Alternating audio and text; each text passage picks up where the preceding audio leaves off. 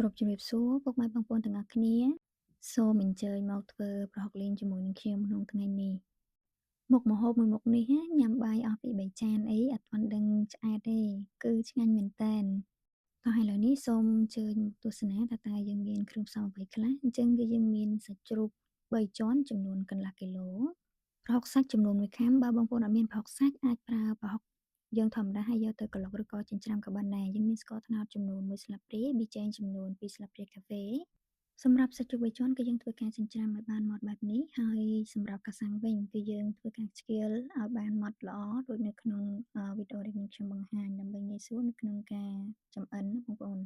បន្ទាប់មកយើងទុកមួយអន្លើសិនទៅហើយយើងងាកមករៀបចំគ្រឿងផ្សំបន្ថែមមានម្ទេសខ្ទឹមក្រហមជាមួយនឹងខ្ទឹមសដើម្បីយើងយកទៅលីងជំនួយឲ្យប្រហុកលីងរបស់យើងកាន់តែឈ្ងុយចាឥឡូវនេះគ្រឿងផ្សំរបស់យើងរៀបចំបានរួចរាល់ហើយដូច្នេះយើងអាចចាប់ផ្ដើមធ្វើការចម្អិនបាន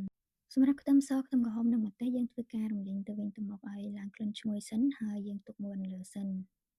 បន្ទាប់មកយើងធ្វើការលីងខ្ទឹមសរបស់យើងដែលបានចិញ្ច្រាំរួចនេះឲ្យឡើងក្លិនឈ្ងុយសិនបន្ទាប់មកបងប្អូនធ្វើការដាក់ប្រហុករបស់យើងចូលហើយរំលីងឲ្យឡើងក្លិនឈ្ងុយសិនណាបងប្អូនបើសិនបើពុកម៉ែបងប្អូនអត់ចង់ធ្វើម្ដងមួយដំណាក់កាលដូចនេះខ្ញុំទេពុកម៉ែបងប្អូនអាចធ្វើការចិញ្ច្រាំប្រហុកសាច់ជ្រូកជាមួយនឹងកាសាំងចូលជាមួយគ្នាហើយតែម្ដងចាំយកមកលីងក៏បានដែរពុកម៉ែបងប្អូនចាអញ្ចឹងបន្ទាប់ពីប្រហុករបស់យើងឡើងរាងក្លិនឈ្ងុយបន្តិចហើយយើងអាចធ្វើការដាក់សាច់ជ្រូករបស់យើងចូលហើយបន្ថែមគ្រឿងផ្សំដែលយើងបានរៀបចំរួចរាល់មានដូចជាប៊ីចេងជាមួយនឹងស្ករត្នោតការប្រើប្រាស់ស្ករត្នោតធ្វើឲ្យប្រហុកលីងរបស់យើងក្លិនកាន់តែឈ្ងុយហើយពណ៌ក៏ស្អាតដែរបន្ទាប់មកយើងថែមទឹកបន្តិចដើម្បីរំងាស់ឲ្យសាច់របស់យើងកាន់តែឆ្អិនល្អហើយចូលជាតិជាមួយប្រហុកនិងសាច់ជ្រូកក្រោយពីយើងរំលីងសាច់ជ្រូកជាមួយនឹងប្រហុកចូលគ្នាសព្វល្អហើយសាច់ជ្រូករបស់យើងរាងឆ្អិនបន្តិចហើយយើងអាចធ្វើការបន្ថែមកាសាំងចូលទៅបានហើយបងប្អូន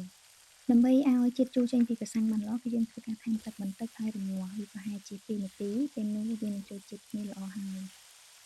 ពុកម៉ែបងប្អូនអាចធ្វើការបន្ថែមគ្រឿងពីលើនេះបន្ថែមបន្តិចទៀតប្រសិនបើចង់បានរសជាតិដុតប៉ុន្តែខ្ញុំចង់បានរសជាតិបែបល្មមអត់ចង់ឲ្យរសជាតិដុតខ្លាំងហើយចុងក្រោយនោះគឺយើងធ្វើការចាក់នៅខ្ទឹមសខ្ទឹមក្រហមនិងម្ទេសដែលយើងបានរំលីងឡើងឈ្ងុយនោះចូលទៅត្រឡប់ឡើងហើយរំងាស់ប្រហែលជា1នាទីដើម្បីឲ្យក្លិនកាន់តែឈ្ងុយឥឡូវនេះយើងងាកមករៀបចំបន្លែរបស់យើងវិញម្ដងនេះខ្ញុំប្រើតែ2មុខទេត្រសក់និងត្រប់ស្រួយដោយសារតែនាងខ្ញុំចូលចិត្ត2មុខនឹងជាងគេប៉ុន្តែពុកម៉ែបងប្អូនអាចបន្ថែមនៅអន្លក់ផ្សេងទៀតដែលពុកម៉ែបងប្អូនចូលចិត្តប្រហុកលីងរបស់យើងត្រូវជាមួយនឹងបន្លែស្រួយបែបនេះទៀតគឺឆ្ងាញ់មែនទែនបន្លែធម្មជាតិរបស់យើងណាពុកម៉ែបងប្អូនចាឥឡូវនេះម្ហូបរបស់យើងរួចរាល់ហើយប្រហុកលីងកាសាំងជាមួយនឹងអន្លក់ខ្ចីមានត្រប់មានត្រសក់ច្រើននេះគឺឆ្ងាញ់ខ្លាំងមែនទែនប្រសិនបើពុកម៉ែបងប្អូនចូលចិត្តទស្សនាវីដេអូរបស់នាងខ្ញុំសូមជួយ follow account នាងខ្ញុំអ្នកមួយនិង subscribe YouTube Channel អរគុណសម្រាប់ការទស្សនាជួបគ្នាវីដេអូក្រោយ